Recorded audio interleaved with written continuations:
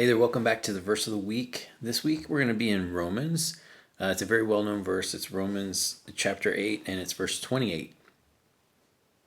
And it says, "And we know that God causes all things to work together for good to those who love God, to those who are called according to his purpose." So I want to dive into that just a little bit deeper. What does that mean that God causes all things to work together for good to those who love God, to those who are called according to his purpose? What does that mean? And I think that we're going to have to put it into context here. So Romans, we're going to go back to 8:26. The reason I think we have to put it into context is it says, and we know that God causes all things to work together for the good. Well, and means that there's another thought that's attached to this. So whenever you see like and or also or for, like for God so loved the world, you're going to have to take, so for, it's in conjunction, or therefore. So there's another thought that's attached to this, and it means that we can't take Romans 8:28 out of context, but we actually have to put it back into its context.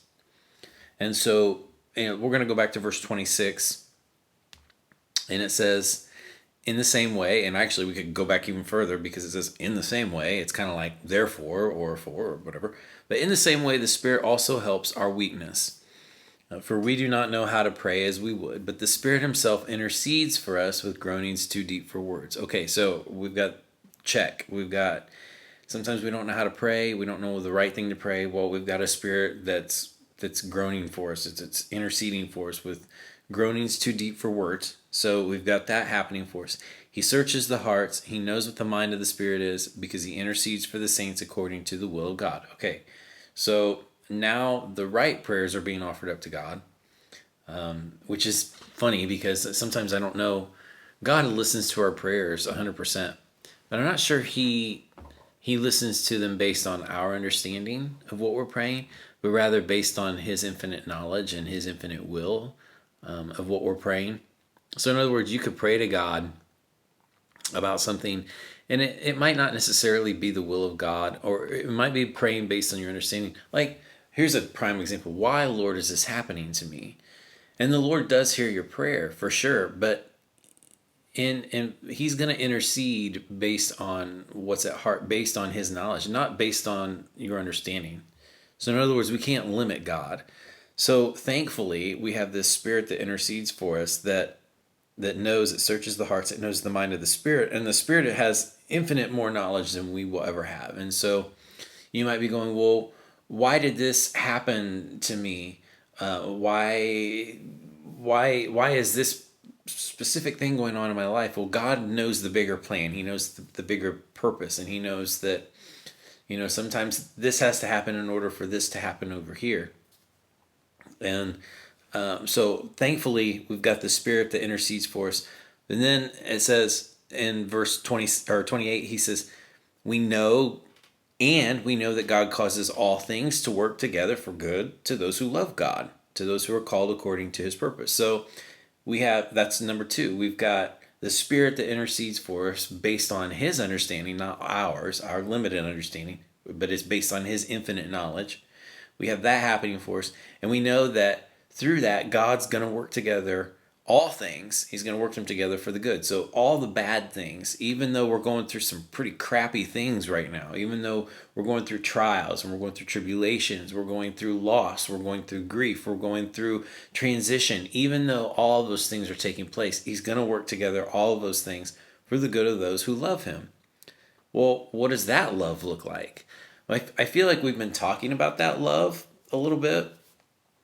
I feel like that we've been, determining, that love is a surrender to the Lord. That love is a healthy fear of the Lord. If you listened to my podcast earlier this morning, we talk about the fear of the Lord, and what that means isn't being afraid of God, but rather being in awe of God. So we translate it into the word fear, and Not that that's a bad translation, but to understand the fear of the Lord, the deeper meaning of the fear of the Lord really is to dive into the fact that we are in awe of his presence. We want to be in his presence. We seek his presence. Moses said, "Show me your face." And the Lord said, "I can't show you my face, you'll surely die, but I got something else better for you." Not better necessarily, but I got something else for you.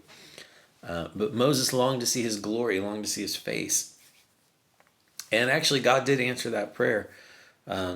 And a couple thousand years later, we see it happening in the time when Jesus walks up to the Mount of Transfiguration, and God says, "This is my son whom I'm proud of."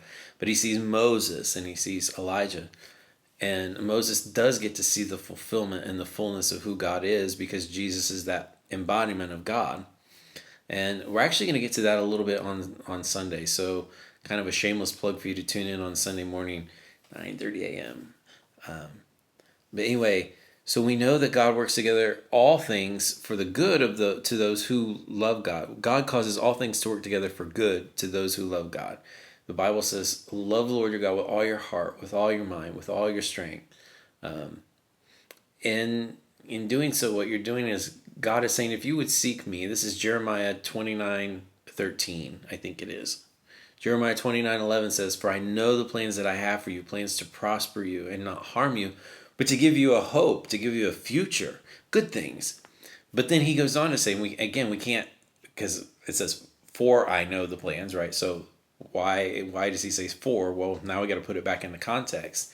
Jesus says, God says, if you seek me, Jesus God, if you seek me wholeheartedly, I will let you find me, and I will return you back to the land. I will reverse your exile. If you would seek me and you would seek me with all your heart, I'm going to reverse the exile. I'm going to bring you back into your promises. I'm going to bring you back into your land. So love the Lord your God with all your heart. Seek the Lord your God wholeheartedly. Now you might be out there going, "God, I don't even know that I'm a Christian. I'm out here, you're talking about Jesus and all this stuff. I don't even know if that's me." Well, that doesn't mean that you're not called. I believe that there are people who haven't yet experienced Jesus who are called. And I believe that there's a time coming when that calling will happen, and that experience will happen. There's an appointment for you. I believe that. You might go, "Nah, I'm going to sit here in stubbornness," but I really pray that you would have your eyes open. There's just an experience waiting for you out there. There's an appointment. God's got an appointed time. I cling to the hope of saying, "Don't awaken love until it's time." Song of Solomon, and it's that verse is actually scattered throughout that whole song, that whole book. But I think it's 8:6, 8:4, maybe 8:4 or 8:6, something like that. 8:4. I don't remember. Anyway, you can look it up if you wanted to. Song of Solomon, Song of Songs, Song of Solomon 8, and I believe it's verse 4. It's either verse 4 or verse 6. It says, "Daughters of Jerusalem, I urge you, do not awaken love until it's time." In other words, there is a time and a place for love to be awakened, and in its time it will happen. So if you're out there going, "I haven't experienced Jesus, but I really want to," I would say, in its time, it's going to happen. I believe that for you wholeheartedly, and I pray that for you wholeheartedly. And when that time comes, again, God causes all things to work together for good to those who love God. Now, again, you might be out there going, "I don't know if that's me. I don't know that I'm a Christian. I don't believe in Jesus. I haven't experienced him," or anything like that. But if you go on, again, we're putting this in context. If you go on to verse 29, he says, "For those whom he foreknew, he also predestined to become conformed to the image of his Son, so that he would be the firstborn among many brethren. And these whom he predestined, he also called. And these whom he called, he justified. And these whom he justified, he glorified." So I believe wholeheartedly that there's an appointment waiting for you. It's out there. And I am praying for that for you. And I am believing that it's going to happen. And just know that God causes all things to work together for good. So even though you're going through battles, even though you're going through trials, even though you don't understand what's happening in your life right now, there are some things, some solid things that are happening, and God's going, "I got this, and I'm working it together for the good." I don't know if you've ever played chess.